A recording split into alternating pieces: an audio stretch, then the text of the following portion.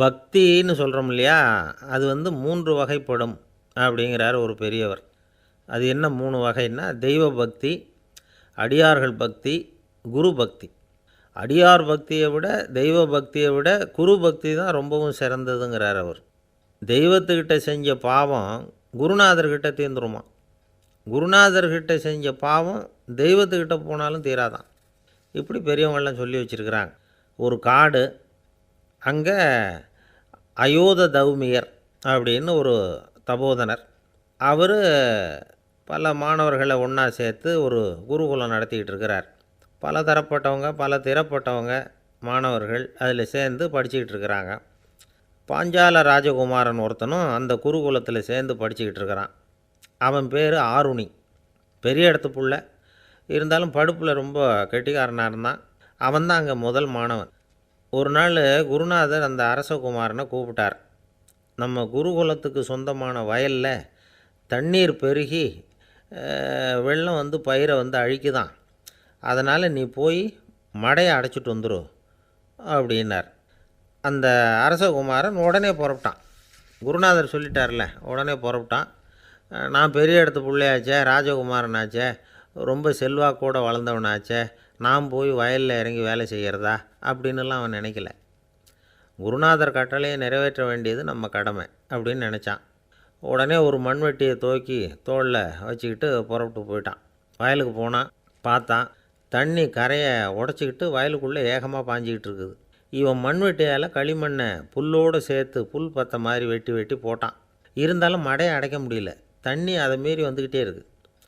தண்ணி வந்து வேகமாக வயலுக்குள்ளே போய்கிட்டே இருக்குது.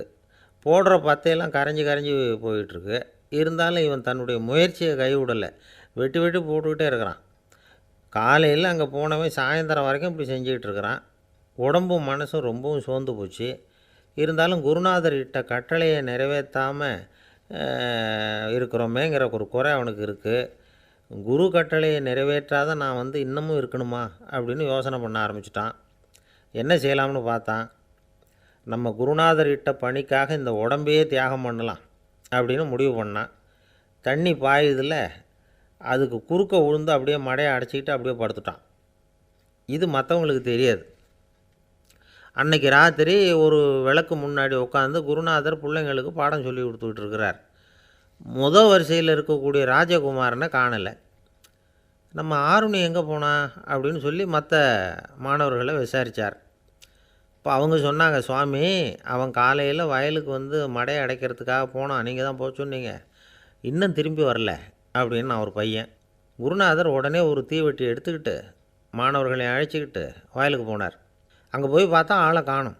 ஆருணி ஆருணின்னு சொல்லி சத்தம் போட்டு கூப்பிட்டு பார்க்குறார். நான் இங்கே இருக்கேன் குருநாதா அப்படின்னு காலுக்கு அடியிலேருந்து ஒரு சத்தம் வருது.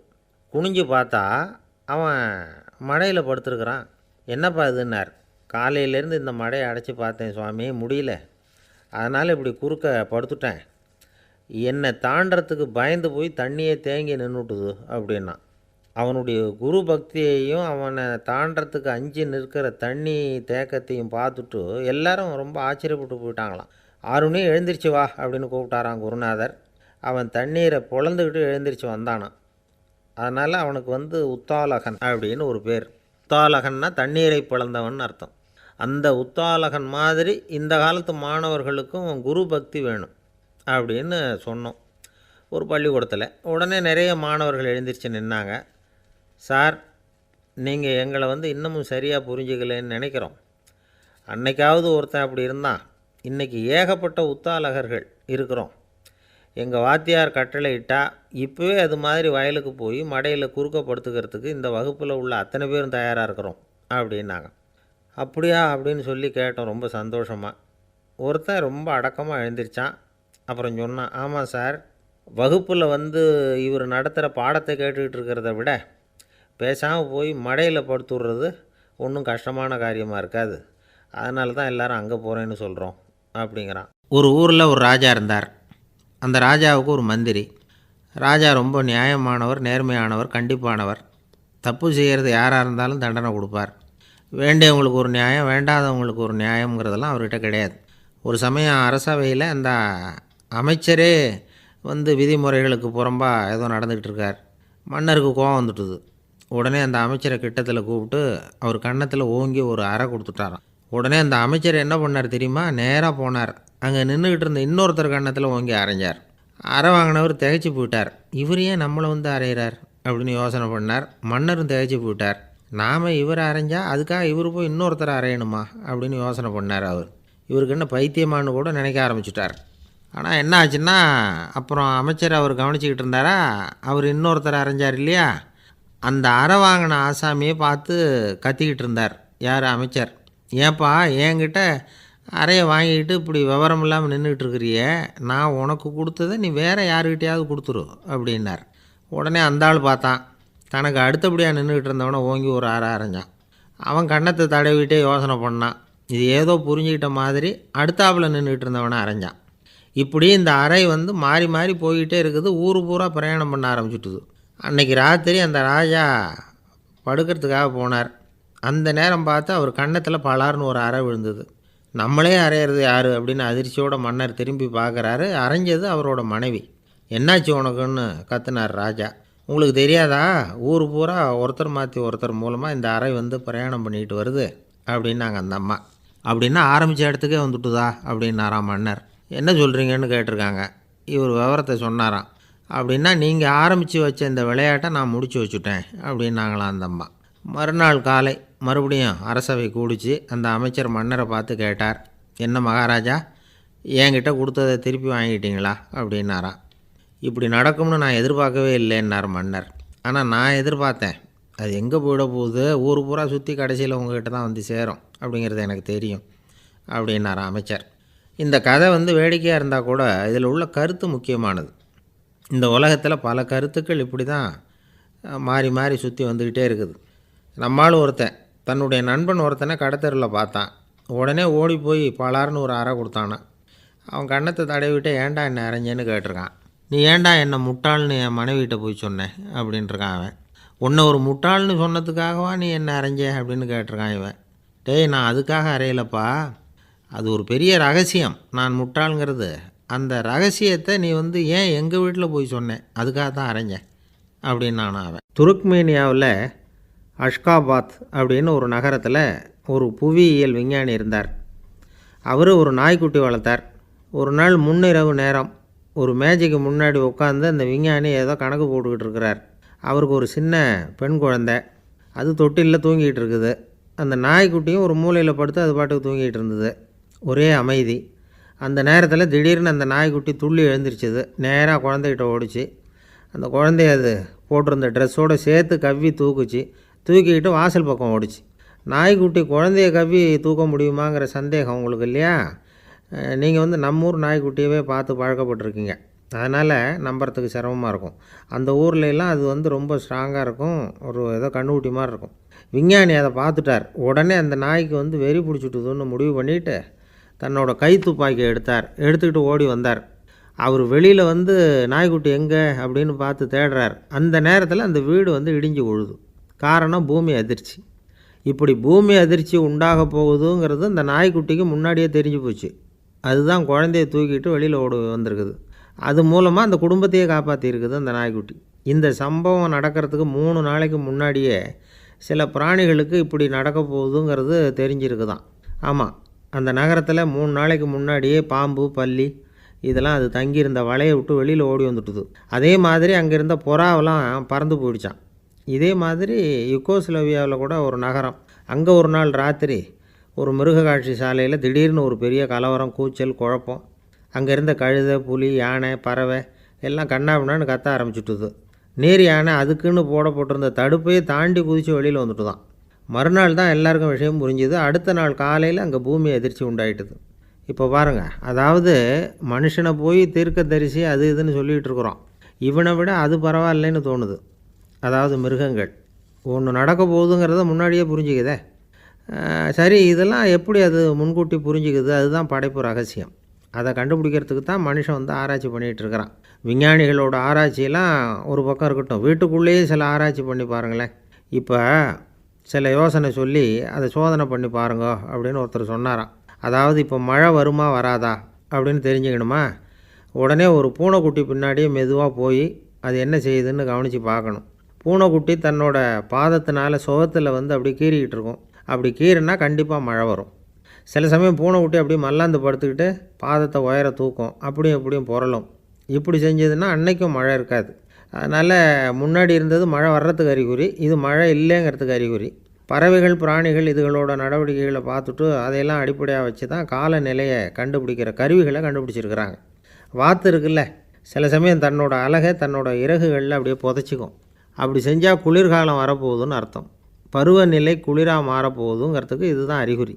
சிட்டுக்குருவி இருக்குதுல்ல, அதெல்லாம் புழுதியில் உழுந்து புரளும், சிறகுகளை வந்து படபடன்னு அடிச்சுக்கும். அப்படி செஞ்சால் மழை வரப்போகுதுன்னு அர்த்தம். ஒன்று மட்டும் நாம் நல்லா தெரிஞ்சுக்கணும், இயற்கையின் சீற்றம்னு சொல்கிறோம் இல்லையா, இயற்கை ஏன் நம்ம மேலே கோவப்படுது? இயற்கையை நாம் அனுசரித்து போகிறதில்ல, அதனால் கோவப்படுது. காடுகளை அழிக்கப்படாது, விலங்குகளை கொல்லக்கூடாது, இயற்கை ஏற்படுத்தி வச்சுருக்கிற சமநிலையை கெடுக்கக்கூடாது. அதை புரிஞ்சுக்கிட்டு வாழ்ந்தோம்னா பூமியும் நடுங்காது, நாமளும் நடுங்க வேண்டிய அவசியம் இருக்காது. ஒருத்தர் இருந்தார், சாராய கடைக்கு போனாராம், நிறைய சாப்பிட்டார். அப்புறம் சொன்னார், இது ரொம்ப அற்புதமான சரக்கு போல் இருக்குது, உள்ளே போன உடனே இந்த பூமியே நடுங்கிறது மாதிரி இருக்குது எனக்கு அப்படின்னாராம். இதுக்கு கடைக்காரர் சொல்லியிருக்கார், நீங்கள் சாப்பிட்டது வெறும் பச்சை தண்ணி தாங்க, இப்போ ஏற்பட்டிருக்கிறது நிஜம் பூமி அதிர்ச்சி அப்படின்னாராம். இந்த உலகத்தில் நாம் நல்லபடியாக இருக்கணும்னா அதுக்கு முக்கியமாக தேவைப்படுறது ரெண்டு. ஒன்று செல்வம், இன்னொன்று அறிவு. சரி, இது ரெண்டில் சிறந்தது எது அப்படின்னு ஒரு கேள்வி கேட்டால் என்ன பதில் சொல்கிறது? இதே கேள்வியை ஹஸ்ரத் அலி அவர்கள்கிட்ட கேட்டாங்களாம். அவர் ஒரு பெரிய அறிஞர். கேள்வி கேட்டவங்களும் சாதாரண ஆட்கள் இல்லை, இவங்களும் அறிஞர்கள். ஒரு நாள் ஹஸ்ரத் அலி அவர்கள்கிட்ட 10 அறிஞர்கள் வந்தாங்களாம். ஐயா, நாங்கள் 10 பேரும் உங்ககிட்ட ஒரே கேள்வியை தான் கேட்க வந்திருக்கிறோம், ஆனால் எங்கள் 10 பேருக்கும் நீங்கள் தனித்தனியாக பதில் சொல்ல முடியுமா அப்படின்னு கேட்டிருக்காங்க. அதாவது அவங்க ஒரே கேள்விக்கு இவர்கிட்ட இருந்து 10 விதமான பதில் எதிர்பார்க்குறாங்க. சரி கேளுங்க, என்ன கேள்வி அப்படின்னார் அவர். அப்போ தான் அவங்க கேட்டாங்களாம், செல்வம், அறிவு இது ரெண்டில் சிறந்தது எது? இதுதான் கேள்வி. ஹஸ்ரத் அலி என்ன பண்ணார் தெரியுமா? அவங்கள ஒவ்வொருத்தராக கூப்பிட்டார், ஒவ்வொரு விதமான பதிலை சொல்லி அனுப்புனார். முதல்ல ஒருத்தரை கூப்பிட்டார், சொன்னார், அறிவுங்கிறது தீர்க்கதரிசிகள், ஞானிகள், மகான்கள் இவங்களோட பரம்பரை சொத்து. ஆனால் செல்வங்கிறது கொடுங்கோலரின் ஆயுதம், அதனால் அறிவு தான் சிறந்தது அப்படின்னார். ரெண்டாவது ஆளை கூப்பிட்டார், உங்ககிட்ட செல்வம் இருந்தால் நீங்கள் தான் அதை காப்பாற்றணும், ஆனால் அறிவு வந்து உங்களை எப்பவும் காப்பாற்றும், ஆகவே அறிவு தான் சிறந்தது அப்படின்னார். மூணாவது ஆளை கூப்பிட்டார், செல்வந்தனுக்கு எப்போதும் விரோதிகள் அதிகம், ஆனால் அறிஞனுக்கு நண்பர்கள் அதிகம், அதனால் அறிவு தான் சிறந்ததுன்னார். அடுத்தவரை கூப்பிட்டார், செல்வம் அடுத்தவங்களுக்கு கொடுக்க கொடுக்க குறையும், ஆனால் கல்விங்கிறது அதிகரிச்சுக்கிட்டே வரும், கொடுக்கறதுனால குறையாது, அதனால் அறிவு தான் சிறந்ததுன்னார். இன்னொருத்தரை கூப்பிட்டார், அறிவுள்ளவன் எப்பவும் வந்து அதை அடுத்தவங்களுக்கு வாரி வழங்கிக்கிட்டே இருப்பான், அதனால் அவங்ககிட்ட தாராளத்தன்மை இருக்கும், ஆனால் செல்வந்தன்கிட்ட கஞ்சத்தனம் தான் இருக்கும், அதனால் அறிவு தான் சிறந்ததுன்னார். ஆறாவது நபரை கூப்பிட்டார், செல்வத்தை வந்து கள்வர்கள் திருடிக்கிட்டு போக முடியும், ஆனால் அறிவை வந்து அப்படி திருடிக்கிட்டு போக முடியாது அப்படின்னார். ஏழாவது நபரை கூப்பிட்டார், செல்வம் வந்து கால ஓட்டத்தில் அழிஞ்சிரும், ஆனால் அறிவை வந்து கால ஓட்டம் ஒன்றும் பண்ண முடியாது, ஆகவே அறிவே சிறந்ததுன்னார். எட்டாவது ஆளை கூப்பிட்டு சொன்னார், செல்வத்துக்கு எப்பவும் எல்லை உண்டு, நிறை உண்டு, அளவு உண்டு, கணக்கு உண்டு, ஆனால் அறிவுக்கு அப்படிப்பட்ட எல்லை எதுவும் கிடையாது, அதனால் அதுதான் சிறந்ததுன்னார். அடுத்தவனை கூப்பிட்டார், செல்வம் வந்து உள்ளத்தில் உள்ள ஒளியை வந்து போக்கிவிடும், இருட்டை உண்டாக்கிவிடும், விரிந்த மனப்பான்மையை வந்து குறுகலாக்கிவிடும், ஆனால் அறிவு அப்படி இல்லை, இருண்ட உள்ளத்தில் ஒளியை பாய்ச்சி அதை விசாலப்படுத்துது, அதுதான் சிறந்ததுன்னார். கடைசியாக 10வது நபரை கூப்பிட்டார், செல்வம் வந்து மனசில் செருக்கை உண்டாக்குது, ஆணவத்தை ஏற்படுத்துது, அதனால் நானே கடவுள்னு நினைக்கிற அளவுக்கு மனுஷனை வந்து தாழ்த்தி விடுது, ஆனால் அறிவு வந்து பணிவையும் பண்பாட்டையும் வளர்க்குது, அதனால் அறிவு தான் சிறந்ததுன்னார். ஆக இப்படி 10 பேருக்கும் 10 விதமாக பதில் சொன்னது மூலமாக ஹஸ்ரத் அலி அவர்கள் அறிவு தான் செல்வத்தை விட சிறந்தது அப்படிங்கிறதுக்கு 10 காரணங்களை சுட்டி காட்டியிருக்கார். அந்த அறிஞர் 10 பேர் கேட்ட ஒரே கேள்விக்கு 10 பதில் சொன்னார். நமக்கு வேண்டிய ஒருத்தர் 10 பேர் கேட்ட கேள்விக்கு ஒரே பதில் சொல்லி சமாளித்தார். கேள்வி என்ன தெரியுமா? என்கிட்ட வாங்கின கடனை எப்போயா திருப்பி கொடுக்க போகிற? இதுதான் அந்த 10 பேரும் கேட்ட ஒரே கேள்வி. இந்த மாதம் 26ஆம் தேதி தந்துடுறேன் அப்படிங்கிற ஒரே பதிலை சொல்லி அவ்வளவு பேரையும் இவர் அனுப்பி வச்சுட்டாராம். எல்லாரும் போனதுக்கப்புறம் இவரை தனியாக கூப்பிட்டு கேட்டிருக்கிறாங்க, அது என்ன சார் கணக்கு 26ஆம் தேதி, அன்னைக்கு என்ன அதிசயம் நடக்க போகுது அப்படின்னு கேட்டிருக்காங்க. அதிசயம் அன்னைக்கு இல்லை, அதுக்கு நாளே நடக்க போகுதுன்னாராம். விவரமாக சொல்லுங்கன்னு இருக்காங்க. வேறு ஒன்றும் இல்லைங்க, 26ஆம் தேதி தானே எல்லாரையும் வர சொல்லியிருக்கிறேன், அதுக்கு நாளே நான் புறப்பட்டு தலைமறைவாயிட போகிறேன் அப்படின்னாராம் ரொம்ப பெருமையாக. ஒரு ராஜா இருந்தார். நாடு பூராவும் நிறைய மரங்களை நட்டு வளர்க்கணுங்கிறது அவரோட ஆசை. தானே அதுக்கு முன்மாதிரியாக இருக்கணும்னு நினச்சார். அரண்மனையை சுற்றி மரங்களை நட்டு வளர்த்தார். இதை பார்த்துட்டு ஜனங்களும் அவங்கவுங்க வீட்டை சுற்றி மரக்கன்றுகளை நட்டு வளர்த்தாங்க. கொஞ்ச காலத்தில் ஊர் பூரா பசுமையாக மாறிச்சு. எல்லாருக்கும் சந்தோஷமாக இருந்தது. இது ஒரு பக்கம் இருக்கட்டும். இப்போ நான் சொல்ல போகிற கதை வேறு. அதாவது அந்த ராஜா ஒரு நாள் தன்னுடைய அரண்மனையை சுற்றி இருக்கிற விதவிதமான மரங்களை எல்லாம் போய் பார்த்தார். எப்படி இருக்கிறீங்க அப்படின்னு ஒவ்வொரு மரத்துக்கிட்டையும் விசாரித்தாராம். எந்த மரமும் சந்தோஷமாக இருக்கிறதா தெரியல. அது அதுக்கும் மனசில் ஒரு குறை. முதல்ல ஆலமரத்துக்கிட்ட போனார். அது சொல்லிச்சு, மண்ணா நான் நல்லா பெருசாக வளர்ந்துருக்கிறேன், அடர்த்தியாக இருக்கிறேன், கிளையெல்லாம் 4 பக்கமும் நல்லா படர்ந்து தான் இருக்குது, இருந்தாலும் எந்த பிரயோஜனமும் இருக்கிறதா தெரியல எனக்கு. என்னுடைய பழம்லாம் ரொம்ப சின்னதாக இருக்குது, என் கண்ணுக்கு சரியாக புறப்பட மாட்டேங்குது. நான் இருக்கிற சைஸுக்கு என்னுடைய கிளையில் இருக்கிற பழம்லாம் எவ்வளோ பெருசாக இருக்கணும், அது இத்தினூண்டு இருக்கிறது எனக்கு பெரிய அவமானமாக இருக்குது. இப்படி இங்கே நின்றுக்கிட்டு இருக்கிறதே ரொம்ப கூச்சமாக இருக்குது. ஒரு நல்ல புயல் வந்ததுன்னா பேசாமல் சாஞ்சு விடலாமான்னு பார்க்குறேன் அப்படின்னு புலம்புது ஆலமரம். சரி இருக்கட்டும்னு நினச்சிக்கிட்டு ராஜா அடுத்தபடியாக ஒரு அத்தி மரத்துக்கிட்ட போனார். அதுவும் புலம்ப ஆரம்பிச்சுட்டுது. நான் கூட பெரிய மரம்தான், இல்லை இலையெல்லாம் அழகாக தான் இருக்குது, பழம் அழகாக இருக்குது, இருந்தாலும் உள்ள விஷயம் இல்லையே, அத்தி பழத்தை புட்டு பார்த்தா அத்தனையும் சொத்தை அப்படின்னு பழமொழியே உண்டாயிட்டுதே, இப்படி ஒரு கெட்ட பேரோடு நான் இருக்கணுமா அப்படின்னு புலம்புது அது. சரி இது இருக்கட்டும் அப்படின்னு சொல்லி அடுத்தபடியாக வேப்ப மரத்துக்கிட்ட போனார். அது தன்னுடைய வேதனையை வெளியிட்டது. எனக்கு எவ்வளவோ மருத்துவ குணங்கள்லாம் இருக்கிறதா சொல்லிக்கிறாங்க, இருந்தாலும் என்ன பிரயோஜனம், என்னுடைய பழத்தை மனிதர்கள் யாரும் விரும்பி சாப்பிட்றது இல்லையே அப்படின்னுது. ராஜா அடுத்தாப்புல இருந்த ஒரு பனை மரத்துக்கிட்ட போனார். நான் நல்லா உயரமாக தான் வளர்ந்துருக்கிறேன், மற்ற மரங்கள்லாம் என்னை அண்ணாந்து தான் பார்க்கணும், இருந்தாலும் என்கிட்ட நிழலுக்காக யாரும் ஒதுங்கிறது இல்லையே அப்படின்னுது. என்ன இது எல்லா மரமும் இப்படி திருப்தி இல்லாமல் இருந்துக்கிட்டு இருக்குதே அப்படின்னு நினச்சிக்கிட்டே ராஜா அடுத்தபடியாக அங்கே இருந்த ஒரு பைன் மரத்துக்கிட்ட போனார். அழகாக உயரமாக பசுமையாக தான் இருந்தது, ஆனால் பழமோ பூவோ கிடையாது. அதை நினச்சி அது வருத்தப்பட்டுக்கிட்டு இருக்குது. ஓக் மரம் அது ஒன்று நின்றுட்டு இருந்தது. அது என்ன சொல்லிச்சுன்னா, இலையுதிர் காலத்தில் என் மேலே இருக்கிற எல்லா இலைகளும் உதிர்ந்து போடுது, முடி கொட்டின மனிதர்கள் மாதிரி மொட்டையாக நான் நிற்க வேண்டியிருக்குது, என்ன வாழ்க்கை இது அப்படின்னு சொல்லி அழுத்துக்கிட்டது. சரி புளிய மரம் என்ன சொல்லுது பார்ப்போம்னு அதுக்கிட்ட போனால், என்னுடைய நிழலில் யாருமே தங்க மாட்டாங்க, உடம்புக்கு சூடுன்னு ஒதுங்கி போயிடுவாங்க, அடிமரத்தை பார்த்திங்கன்னா பட்டையெல்லாம் உறிஞ்சி பார்க்குறதுக்கே கேவலமாக இருப்பேன் அப்படின்னுது அது. முருங்கை மரம் என்ன சொல்லிச்சு தெரியுமா, என்னுடைய இலை காயெல்லாம் சாப்பிட்றவங்களுக்கு சத்து கொடுக்கறது வாசம்தான், ஆனால் என் உடம்புல சத்தே கிடையாது, கொஞ்சம் வேகமாக காற்று அடிச்சதுன்னா முறிஞ்சி விழுந்துடுறேன், என்ன வாழ்க்கை இது அப்படின்னு சொல்லி அது வருத்தப்பட்டது. ராஜா யோசனை பண்ணார், என்ன இது மரங்கள் பூமியின் வரங்கள்னு சொல்கிறோம், மழை பெய்யறதுக்கு அதுதான் காரணம், பூமி செழிப்பாக இருக்கிறதுக்கும் அதுதான் காரணம், வீடு கட்டுறதுக்கு மரம், நாற்காலி செய்ய உபயோகப்படுத்துறதுக்கும் அதுதான் உபயோகப்படுது, மனுஷனுக்கு வேண்டிய ஆகாரங்களையும் கொடுக்குது, இப்படிலாம் இருந்தும் எல்லா மரமும் நிம்மதி இல்லாமல் இருந்துக்கிட்டு இருக்குதே அப்படின்னு நினச்சார். அப்போது அங்கே இருந்த ஒரு மகிழ மரம் அவர் கண்ணில் பட்டுது. அந்த மரம் மட்டும் கொஞ்சம் நிம்மதியாக மகிழ்ச்சியாக இருக்கிறது மாதிரி தெரிஞ்சுது. உடனே ராஜா அதுக்கிட்ட போனார். உனக்கு மனசில் எதுவும் குறை இல்லையான்னு கேட்டார். இல்லை நான் சந்தோஷமாக தான் இருக்கேன்னு தான் அந்த மகிழ மரம். அப்படியான்னு ஆச்சரியமாக கேட்டார் ராஜா.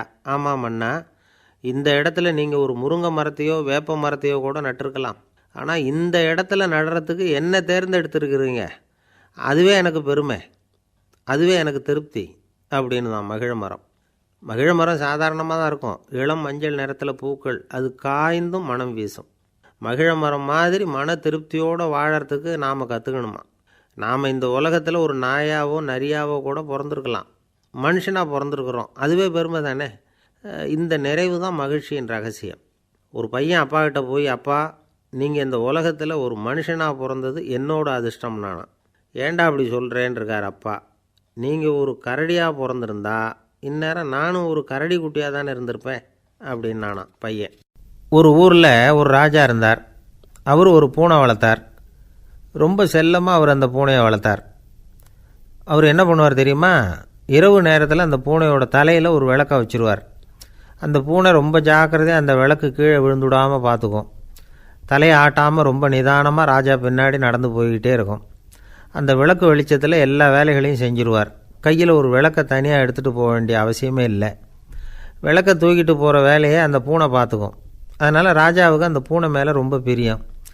மந்திரிகளையெல்லாம் கூப்பிட்டு அவங்கக்கிட்ட சொல்லுவார், பார்த்தீங்களா இந்த பூனை எவ்வளவு விசுவாசமாக நடக்குது, என் பேரில் எவ்வளவு மரியாதை பார்த்தீங்களா அதுக்கு அப்படிம்பார். இதை கேட்டுவிட்டு அங்கேருந்து அமைச்சர்களில் ஒருத்தர் சொன்னார், மன்னா நீங்கள் சொல்கிறது சரிதான், இருந்தாலும் இந்த பூனையோட விசுவாசத்தை நாம் கொஞ்சம் சோதித்து பார்க்க வேண்டியிருக்கு அப்படின்னாராம். சரி, உங்கள் ஆசையை ஏன் கெடுக்கணும், நல்லா சோதித்து பாருங்கள் அப்படின்னு சொல்லிவிட்டார் ராஜா. உடனே அந்த அமைச்சர் என்ன பண்ணார் தெரியுமா? எங்கேயோ புறப்பட்டு போனார். ஒரு 5-6 எலிகளை பிடிச்சிக்கிட்டு வந்தார். அரண்மனையில் ராஜா ஏதோ வேலை பார்த்துக்கிட்டு இருக்கிறாரு. பக்கத்தில் அந்த பூனை ரொம்ப பணிவாக நின்றுக்கிட்டு இருக்குது. அது தலையில் விளக்கு எரிஞ்சிக்கிட்டு இருக்கு. அமைச்சர் தான் பிடிச்சிக்கிட்டு வந்த எலிகளை அந்த பூனை பார்வையில் படுறது மாதிரி எதிரில் விட்டார். அந்த எலிகள்லாம் அங்கேயும் இங்கேயும் ஓட ஆரம்பிச்சிது. அதை பார்த்தது பூனை, அவ்வளவுதான். தலையில் இருக்கிற விளக்கை பற்றியும் கவலைப்படலை, ராஜாவை பற்றியும் கவலைப்படலை. ஒரே பாய்ச்சலாக பாஞ்சு எலிகளை துரத்த ஆரம்பிச்சுட்டுது. தலையில் இருந்த விளக்கு எங்கேயோ போய் விழுந்தது, அணைஞ்சு போச்சு. இருட்டில் ராஜா தடுமாற ஆரம்பிச்சுட்டார். இந்த சமயத்தில் அந்த அமைச்சர் மறுபடியும் விளக்கை ஏற்றினார். வெளிச்சம் வந்தது. அதுக்கப்புறம் அந்த அமைச்சர் பேசினார், அரசே, பூனையோட விசுவாசத்தை பார்த்தீங்களா? எலி அது கண்ணில் படுற வரைக்கும் தான் விசுவாசமாக இருந்தது. அது மாதிரி எலியை பார்த்ததும் எல்லாத்தையும் விட்டுட்டு அதை துரத்த ஆரம்பிச்சுட்டு பார்த்தீங்களா? தான் அந்த பூனையை பற்றி நினச்சது தப்புங்கிறது அதுக்கப்புறம் தான் அந்த ராஜாவுக்கு புரிஞ்சுதான். சரி, இப்போ எதுக்கு இந்த கதையெல்லாம் அப்படிங்கிறீங்களா? இந்த பூனை மாதிரி தான் நம்ம மனசும். மனசை எவ்வளவு தான் பயிற்சி கொடுத்து பக்குவமாக வச்சுருந்தாலும் பார்க்குறதுக்கு பரமசாது மாதிரி தான் இருக்கும். பார்க்க வேண்டியதை பார்த்துட்டுதுன்னா பாஞ்சிரும். இந்த பூனை மாதிரி புலன் இன்ப பொருள்கள் கிட்டாத வரைக்கும் மனம் அடங்கி இருக்கிறது மாதிரி தான் தெரியும். கொஞ்சம் வாய்ப்பு கிடைச்சாலும் அது குதிக்க ஆரம்பிச்சிடும், தப்பு பண்ண ஆரம்பிச்சிடும். பெரிய பெரிய முனிவர்கள் வாழ்க்கையில் நடந்த வீழ்ச்சி இதை தான் நிரூபிக்குது. புலன்களின் ஆற்றல் அதிகம். அதனால் மனக்கட்டுப்பாடு பயிற்சிகளில் ரொம்ப எச்சரிக்கையாக இருக்கணுங்கிறார் சுவாமி சிவானந்தர். மது பழக்கத்தையே விட்டுவிட்டேன்னு உறுதியாக இருப்பான். கடை கண்ணில் பட்டுவிட்டதுன்னா கால் அவனை கேட்காமலே இழுத்துக்கிட்டு உள்ளே போயிடும். இதுதான் மனசுங்கிறது. அதுதான் அந்த ராஜா வளர்த்த பூனை. நம்மால் ஒருத்தன் அந்த ராஜா பூனை தலையில் விளக்க வச்சது மாதிரி இவன் தன்னுடைய தலையிலேயே ஒரு விளக்கை ஏற்றி வச்சுக்கிட்டு என்னத்தையோ தேட ஆரம்பித்தான். தேடிக்கிட்டு இருக்கிறான். தலையை ஆட்டாமல் நிதானமாக நடந்து ரொம்ப நேரமாக தேடிகிட்டு இருக்கிறான். அந்த சமயம் அங்கே வந்த ஒருத்தர், என்னத்தை தேடுறீங்கன்னு கேட்டார். அதுதான் மறந்து போச்சு அப்படின்னு இழுத்தான். சரி, கொஞ்சம் இப்படி உட்காருங்க, ஞாபகம் வந்ததும் தேட ஆரம்பிக்கலாம் அப்படின்னார் அவர். இவன் கொஞ்ச நேரம் உட்காந்து யோசித்தான். அப்புறம் திடீர்னு எழுந்திரிச்சான். ஞாபகம் வந்துட்டுதுன்னா. என்னன்னு கேட்டார். எங்கள் வீட்டில் இருந்த விளக்கை எங்கே வச்சேன்னு தெரியல, அதை தான் தேடிக்கிட்டு இருக்கிறேன், ஏற்றி வைக்கலாம்னு பார்க்குறேன் அப்படின்னா. ஒரு விவசாயி விதைக்கிறதுக்காக வயல்வெளி பக்கம் போகிறார். விதைகளை அள்ளி வீசினார். அப்போ என்ன ஆச்சுன்னா, சில விதைகள் பாதை ஓரத்தில் விழுந்தது. சில விதைகள் முள் செடிகள் மண்டி இருந்த புதருக்கு இடையில் விழுந்தது. சில விதைகள் நல்ல நிலத்தில் விழுந்தது. பாதை ஓரத்தில் விழுந்த விதை என்ன ஆச்சுன்னா, அதெல்லாம் பறவைகள் கண்ணில் போட்டுவிட்டுது. உடனே உட்காந்து கொத்தி தின்னுட்டு போட்டுது. அதிகமாக மண் இல்லாத பாறை பகுதியில் விழுந்த விதையெல்லாம் லேசாக வேர் விட்டு முளைக்க ஆரம்பிச்சிது. அதுக்கப்புறம் வேர் கீழேயும் ஆழமாக போக முடியல, மேலேயும் சூரிய வெப்பம் அதிகம் தாங்க முடியல, எல்லாம் காஞ்சி கருகி போட்டுது. புதர் பகுதியில் சில விதைகள் விழுந்தது இல்லையா, முள் செடிகள் காடாக மண்டி போயிருந்தது. அதனால் முளைச்சி வர்ற செடிக்கு நெருக்கடி அதிகமாக போட்டுது, சரியாக வளர முடியல, விளைச்சலும் சரியாக இல்லை. நல்ல நிலத்தில் விழுந்த விதைகள் மட்டும் நல்லா முளைச்சிது, நல்லா வளர்ந்தது, விளைச்சலும் பிரமாதமாக இருந்தது. இந்த கதையை சொல்லிவிட்டு கேட்க செவியுள்ளோர் கேட்கட்டும் அப்படிங்கிறார் இயேசு பெருமான். ஆமாம், இயேசு கடலில் நின்ற படகு ஒன்றில் உட்காந்துருக்கிறார். கடற்கரையில் ஏராளமான மக்கள் உட்காந்துருக்கிறாங்க. அந்த சமயத்தில் தான் இயேசு ஓமைகள் மூலமாக மக்களுக்கு பல உண்மைகளை சொல்லிகிட்டு இருக்கிறார். மக்கள் அந்த கதையை கேட்டுட்டு ஒன்றும் புரியாமல் முழிக்கிறாங்க. அதை கவனித்த இயேசு அந்த ஓமையை விளக்க ஆரம்பித்தார். இதில் அந்த விதைக்கிறவர் தான் இறைவன். அவருடைய வார்த்தைகளை விதைக்கிறார். அந்த வார்த்தைகளை கேட்கிற மக்கள் அந்த விழுந்த விதைகள் மாதிரி 4 வகையானவர்கள். சில பேர் பாதை ஓரத்தில் விழுந்த விதைகள் மாதிரி இறைவன் வார்த்தைகளை அவங்க கேட்குறாங்க. ஆனால் தீய எண்ணங்கள் செய்கைகள் மூலமாக விதைக்கப்பட்ட வார்த்தைகள் அழிஞ்சு போடுது. இறைவன் வார்த்தைகளை கேட்ட உடனே மகிழ்ந்து போய் உடனே சில பேர் அதை ஏற்றுக்கிறாங்க. இவங்கெல்லாம் அந்த பாறை பகுதியில் விழுந்த விதைகள் மாதிரி. அதனால் இவங்கெல்லாம் வேறு இல்லாதவங்க. கொஞ்ச காலத்துக்கு இறை வார்த்தைகளுக்கு கீழ்ப்படிந்து நடப்பாங்க. அதனால் ஏதாவது இடைஞ்சல் ஏற்பட்டால் உடனே தடுமாறுவாங்க.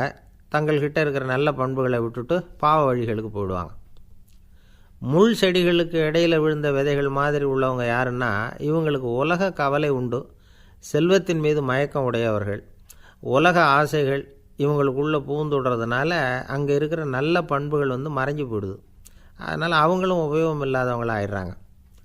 நல்ல மனிதர்கள் நல்ல நிலத்தில் விழுந்த விதைகளுக்கு ஒப்பானவர்கள்.